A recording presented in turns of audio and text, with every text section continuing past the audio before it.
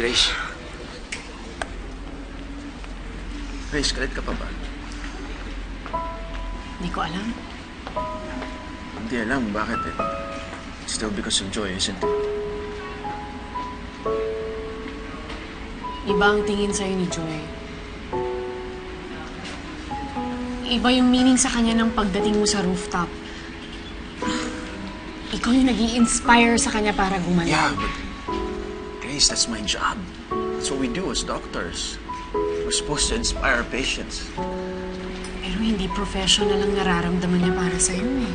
Okay. Okay, sige. I'll tell her everything. Sabihin ko, Joy, iba na lang yung gustuhin mo kasi hindi na ako pwede. Kasi may girlfriend na ako, Grace, ikaw yun. Eh, sandali, hindi pwede. Why not? Why not? Hindi niya pwede malaman yung totoo na ikaw si Matthew tsaka boyfriend kita. Ayoko masaktan yung kapatid ko.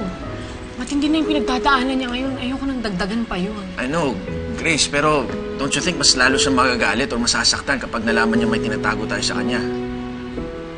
Diba? Alam ko naman yun eh. Sasabihin ko naman kay Joy yung totoo, pero hindi na muna ngayon. Kapag bumuti na ang lagay niya, tsaka ako sasabihin. Okay. Okay, that makes sense. Sige, ikaw bahala. In the meantime, I'll stay away na din.